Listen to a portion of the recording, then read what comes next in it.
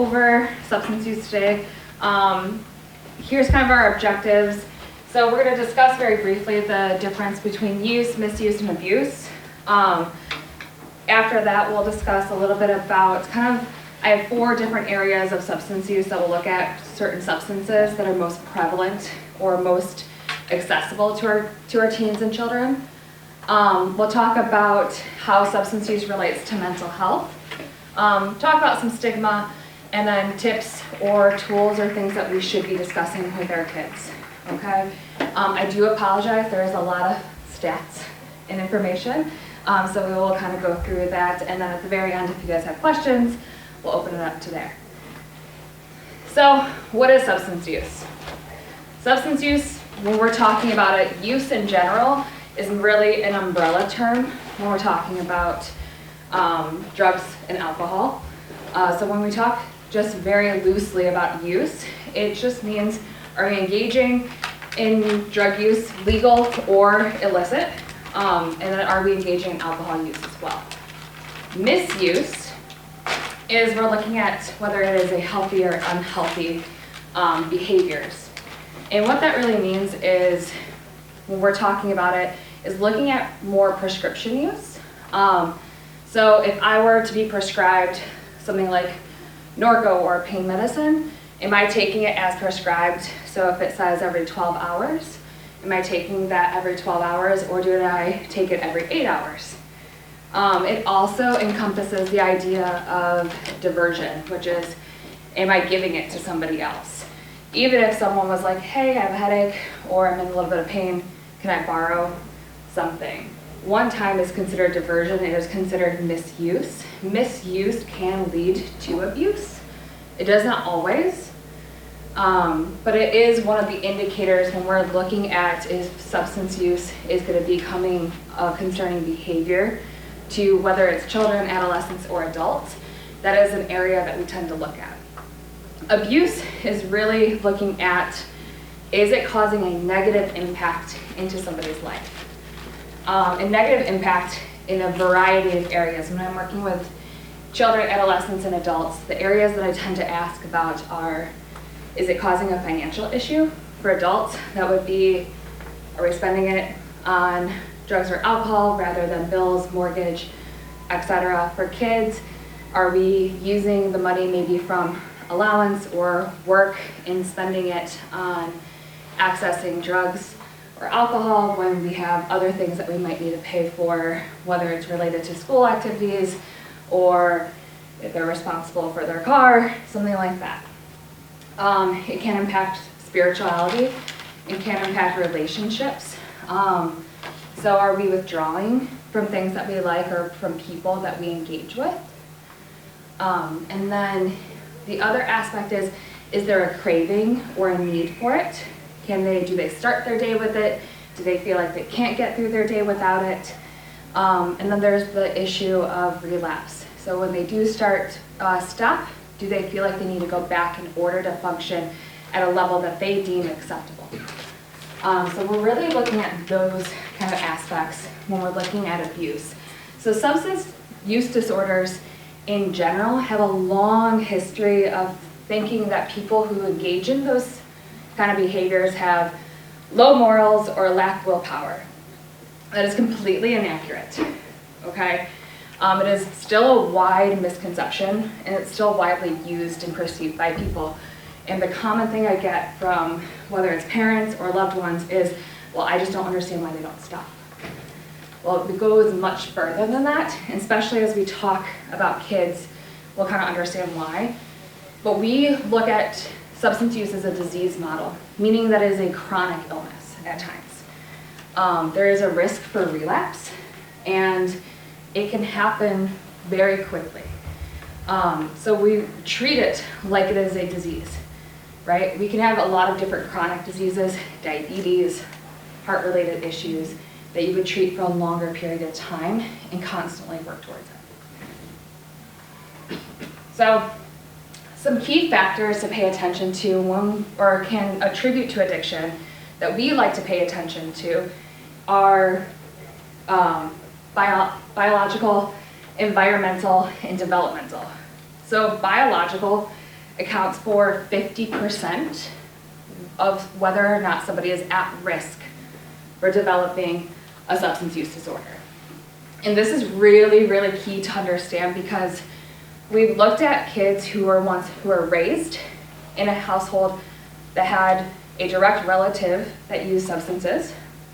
And we've looked at if we removed those children and they were not growing up in that environment, they still have the same risk of developing a substance use disorder later in life.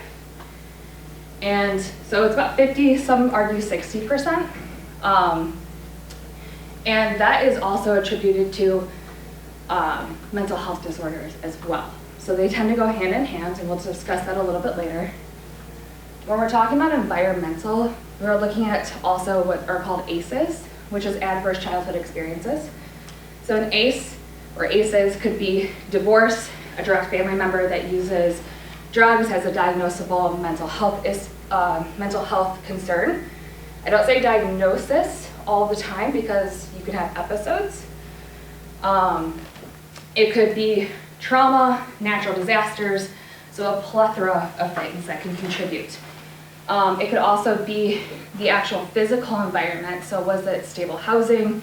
Was it an area that experienced a lot of lack of resources, high violence? All those things could attribute. And then developmental, we're looking at, did they meet milestones? Or were those difficult? And sometimes those previous two impact the developmental aspects. So it's really important that we understand. And then in the United States, more than 90% of adults who have a substance use disorder started when they were in adolescence or before the age of 18. So that is a vast number of people. Currently in the United States, about 3 million adolescents have used some kind of substance within the last month or have a diagnosable substance use disorder. To get a diagnosable substance use disorder, you have to meet it's causing negative impact. There may be cravings, there may be withdrawals. We see a decrease or change in behavior. And also let me know if I'm going too fast. Sometimes I talk very quickly. So, tobacco and nicotine. There's still a misconception that marijuana is the gateway drug? Okay, it is not. It is nicotine, which tends to shock a lot of people. But nicotine, when adolescents or children use nicotine, they are 55% more likely to engage in alcohol at some point, and they are also almost 80% more likely to use an illicit substance. So this is our first indicator that there is very much a quick problem developing, and why that is because our kids are not fully developed yet. When they start using nicotine, it directly impacts the reward system in the brain, and that development is stunted. So that brain or that reward system is getting flooded, and it's going, oh my God, this is amazing. So now it has a much harder time understanding the rewards and how it's supposed to work and how logic and reasoning is being developed. 90% of adults who have a nicotine use disorder or engage in smoking started before the age of 17. Okay, so it is highly addictable, and kids who start have a much harder time quitting as adults and during that time period. And why is because it directly impacts their emotional sense, meaning they start to feel more depressed, more anxious, unable to cope with life once they try to stop. So think about maybe your friends or people that you know who have tried to stop as an adult, right? We tend to know that they're crabby, very irritable, easy to get annoyed, very snappy. Try putting that pressure into a child. Now they're not able to cope with just basic life. And so knowing that this is an issue and knowing that this impacts their ability to make reasonable decisions, why do we use? And that's a great question. And really one of the main indicators of whether somebody is going to use or not is if a parent is also a smoker. So if there's one parent in the household who smokes, your child is twice as likely to be a smoker as well or use nicotine. Vaping is also encompassed in that. So as a reminder of that. In addition, peer pressure. There is still the idea that smoking is cool. It is decreasing in this generation of kids, which is good. But also nicotine is considered a feel-good substance without the intoxication, meaning they can still somewhat do their day-to-day aspects, versus if they were drinking alcohol, that's going to fog them. Okay? So it's really easy for kids to pick up a habit. It takes as little as 7 cigarettes in 1 month for them to develop a nicotine addiction. The next substance we're going to look at is marijuana. So marijuana contributes to about 7 million kids, whether they've used in the last month or have repeated use, or vaped it. Up here, if you look, this is a normal sized brain, or a normal brain. It's smooth, there's no divots, it's a healthy functioning brain, there's no use there. That's what our brains should look like. For somebody who is a daily user, and that's an adult, that's an 18-year-old, there is lots of divots, which means the brain isn't functioning and working correctly. When I talk about marijuana use, the biggest pushback I get is, well, 1, it's legal. 2, it has a medical or medicinal purpose. And 3, it's fun, right? So, however, it is really important to know, just like in that brain, marijuana is directly related to a loss of IQ. So about 8 to 10 IQ points will decrease over repeated use. IQ points do not come back. Once they are gone, they are gone. Okay? The brain can only heal itself so much, and it is a long process in order to do. When we're talking about addiction as a whole, it takes 1 year, at least, for that brain to start functioning like it did as if no substances had ever entered it. That is a long time. I have up here stomach issues. There's hyperemesis that is related to cannabis use, which is a GI problem. And I only bring that up because people are like, well, it's not that severe. It's just nausea, some stomach pain, it's fine. What people forget is that in your stomach and in your GI tract, that is where most of your receptors for serotonin and dopamine are, which are your happiness hormones and your pleasure hormones. When your stomach and your gut health is not well, you are also impacted, more likely to be depressed, more likely to be anxious. So we see higher rates of depression and anxiety with long-term marijuana use. And people ask me, well, then why is it approved for PTSD? And some of the reasoning for that is not 100% clear. Some people find great benefits, some people don't. More studies indicate that it actually has higher rates of anxiety related to marijuana use. And it's important to know that the studies that people pool that do show support are very limited. And only about 6 colleges provide marijuana for those studies. So the marijuana that you're buying from a Windy City or on the streets is not the same that is being used in those studies to show proof that they are beneficial. We have cannabinoids receptors in our bodies, but those come from other areas or other foods that we ingest, not just from the actual marijuana plant. Legal does not always mean safe. And what this means is that when you're buying from a dispensary, there is no governing body saying how much is in that marijuana, how it's being produced, how it's being grown, and how it's being processed. So you may buy the same product and it may be completely different. So there is no actual regulation for it. And again, why do kids use them? They use mostly out of curiosity. A lot of it's widely accessible. Often we're seeing higher rates of, again, family members who smoke or ingest it, and so therefore their natural curiosity is coming from there as well, or friends have it. So it's becoming more of a social activity, and just like alcohol, it's very heavily ingrained in society. So we see it marketed everywhere.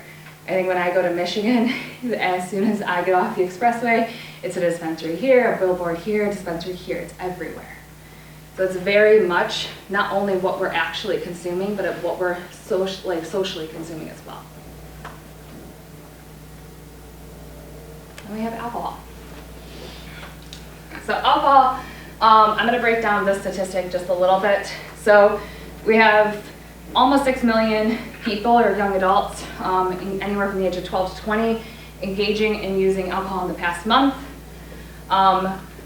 Binge drinking, nearly 3.2 million, and then heavy drinking, about 650,000. So with alcohol use, again, it's a legal substance, and again, it's very heavily ingrained socially for us. Whether it is parties or going out to dinner, right? One of the first questions people are asked is, what are you drinking? So binge drinking means having more than 4 to 6 drinks in one sitting. Anywhere from about 60 to 85% of people who are young adults are considered to have a binge drinking diagnosis between high school and college. Okay? Most people, it does not develop into a substance use disorder. It typically stops around that time and people progress. Some people it does not. Heavy drinking is if we're drinking 4 to 6 drinks multiple times a week. Okay, so I have a lot of people who I work with binge drinking, both kids and adults, and they're like, well, I don't have a problem.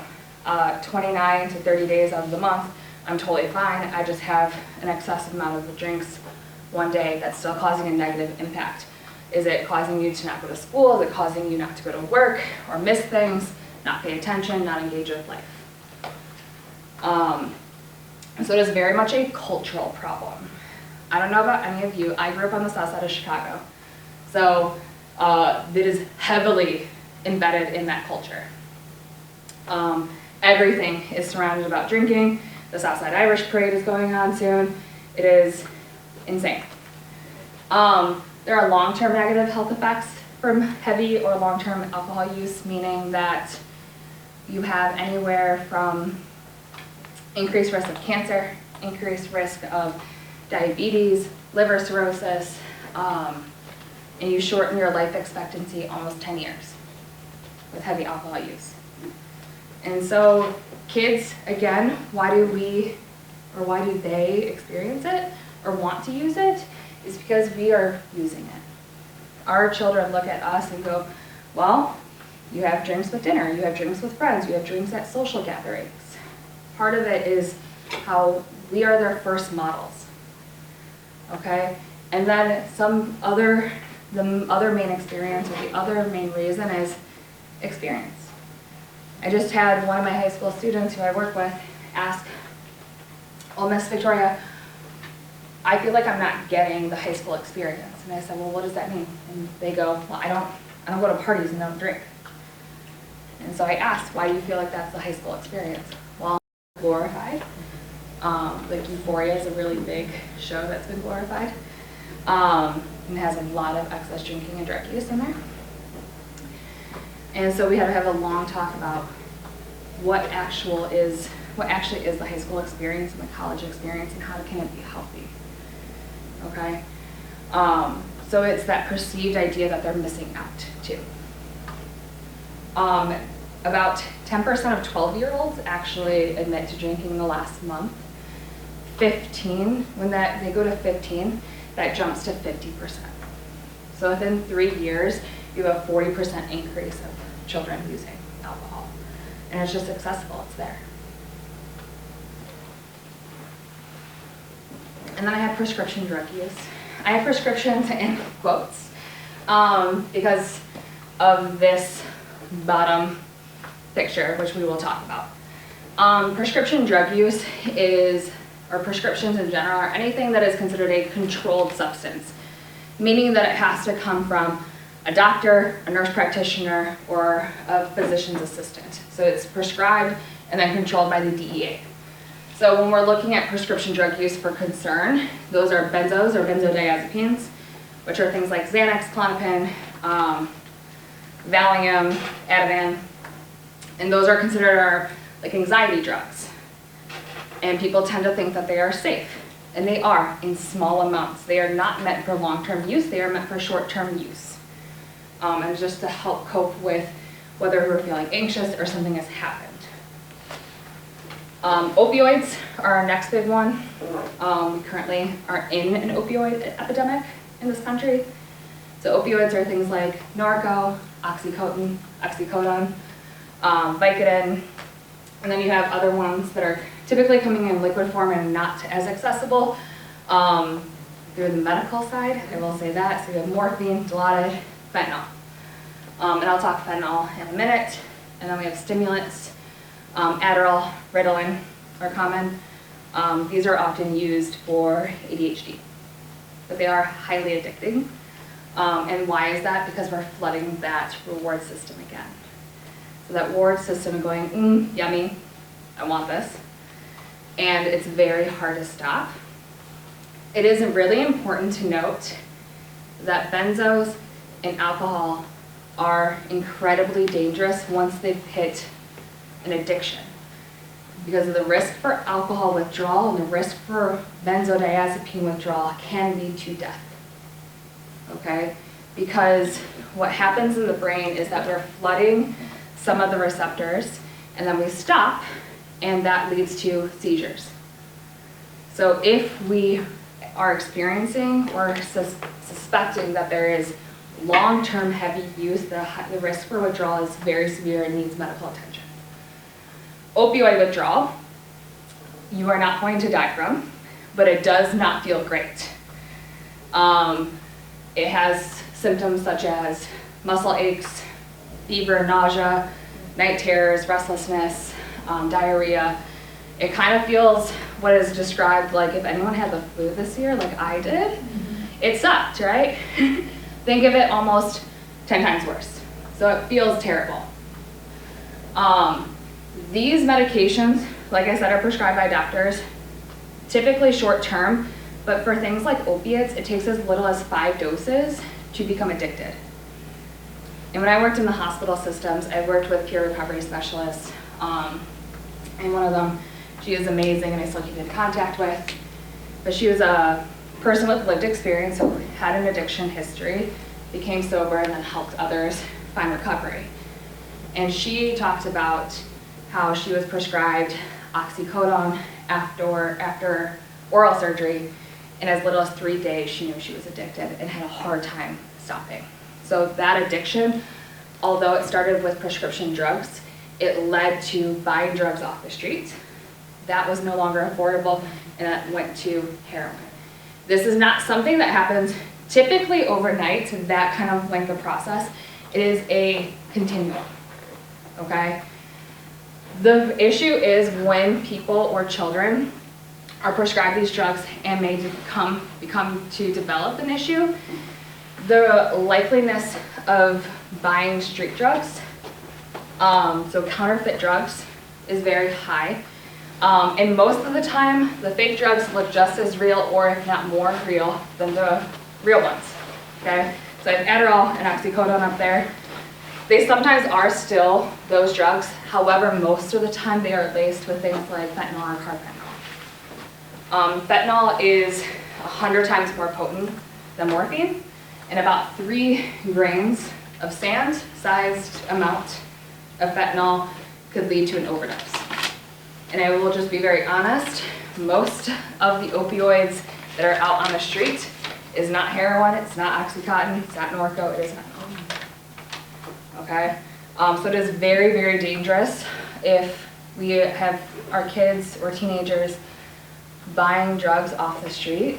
in an attempt to find something like Adderall to help them study, it can lead to death. Okay, so biggest issue here is cost. So when kids are using their own money and buying it, it doesn't get us far. If we're buying stuff off the street, if they're selling their prescription to buy other drugs, meaning they may have a prescription for Adderall, and we don't think, and we notice that their behavior is not making a whole lot of sense, they're still super hyperactive, very impulsive. Are they taking it? Are they selling it? Those are sometimes the questions I will ask, because it does have a high cost value on the street.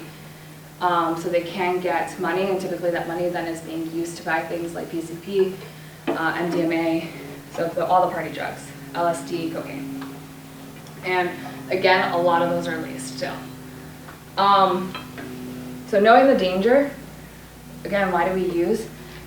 Sometimes it's out of our control. Maybe they were prescribed something because of an incident that happened, or they got injured if they play sports. So it was well intended, but it's very easy for these things to be misused and then abused, okay? Or the diversion is very high, we know the cost value. They also like the euphoric feeling. So the euphoric feeling is feeling kind of like you're floating, everything's fine, it's great. The issue with euphoric feeling is over time, you need more to feel the same way. And typically, if you go on that euphoric feeling, that's what leads to an overdose.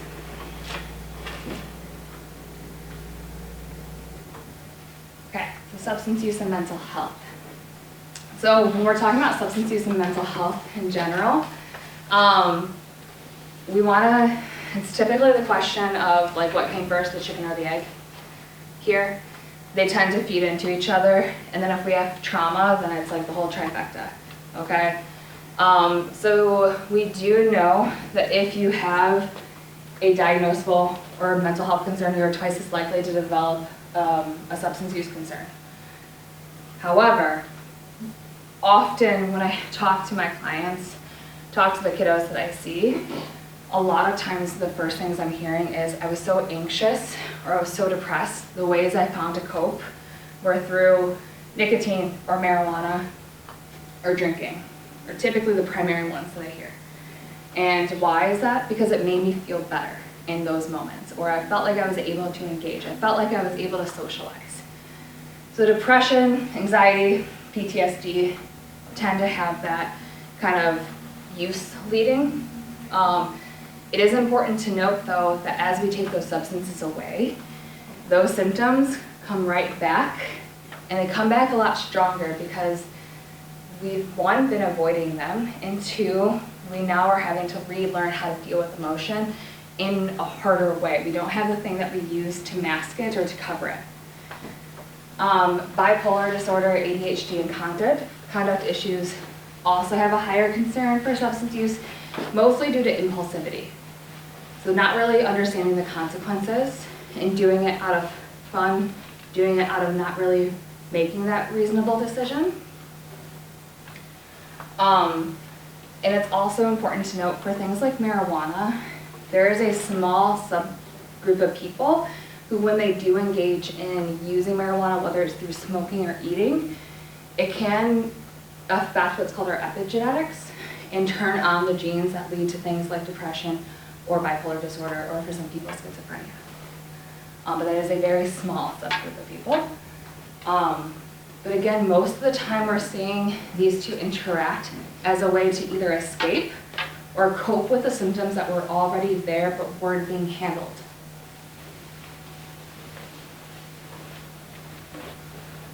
Then we have stigma. And I just like to briefly discuss this because it is still used quite often in clean and dirty language, meaning they provided a clean sample or clean urine or they tested dirty. I don't know about you, but if anyone came to me and said you tested dirty, I would scream. And it doesn't make me feel like I can come to you and have a conversation about what's actually happening. So the language that we use when we're talking to kids is really important because kids are much more sensitive to being perceived or if they've done something bad. And so why would I come to you if I'm already being perceived as bad and that I'm already in trouble? Likely that they know that they've done something, but it doesn't allow for more open communication. So we want to make sure that we're not overly expressing guilt or shame onto the kids, because they're much more sensitive, okay? And people in general, we want to treat people first. Prevention and treatment. Really the first line of defense before kids even begin using is to talk with them. And really what that means is having more honest conversations about risk. I see one of two things. We either scare kids into using or into not using, or we don't talk at all. And both send a very clear message. If I'm not talking about it, to me it doesn't exist, okay? When we scare kids or we tell them no, sometimes it has, again, the opposite effect. You tell me no, I'm going to do it. And it's more about honest talking about, okay, you're going to be curious. That is the reality. Kids are naturally curious. They've been curious since babies, and they like to test boundaries. But making sure they have the understanding and the awareness of how this can be dangerous, or how even in your own family history, this is even more dangerous.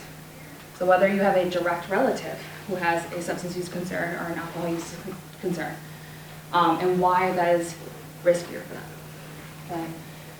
So if we're suspecting that there is already use or abuse or misuse, we want to understand where on that continuum are they. Is it just based in curiosity? Are we engaging in riskier behaviors, or are we using it as a dependence? So that needs to be established, and so we can have a conversation about where they need to go in terms of treatment.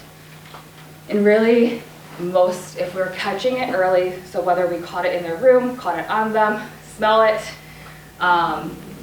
or starting to see warning signs such as them not engaging, grades are dropping, no longer performing in sports like they used to, then maybe it's time to go talk to somebody that is not us. So that could be a therapist, particularly for some people it may be even within their church system, fine. But find somebody that is able to have these conversations. If it is particularly heavy use of benzos or alcohol, they need to be evaluated by a medical provider, just for a safety concern. There are residential treatments, meaning that they can go for 30 days. It is important to know, in the state of Illinois, despite age, you cannot force somebody into treatment. The only way you can force somebody is in through treatment for substance use is through a court order. So usually how that happens is through a DUI or some kind of arrest or misconduct. I do have medication on here. Typically you're not going to use any kind of medication for kids, but some are approved, such as buprenorphine, I think for 16 and up. Buprenorphine is Suboxone, which is usually for opioids. Okay, but if we're thinking our kids are using prescription drugs, having Narcan available or accessible in your house is really important. That's the reversal agent that can be used through an IM, so it goes into the skin, or through nasal, and that helps revive and getting them into treatment or into a medical establishment. And then the other thing is, I tell parents to be very mindful of is how often your kids are using Snapchat. Snapchat is where drugs are being bought, and it's not in written form. It's not saying, hey, I want to buy X amount of weed. It's usually saying just in emojis. So any form of a leaf, usually marijuana, cookies, or edibles of some sort. Diamonds tend to be party drugs. So looking how often that they're on Snapchat and who they're talking to on Snapchat as well.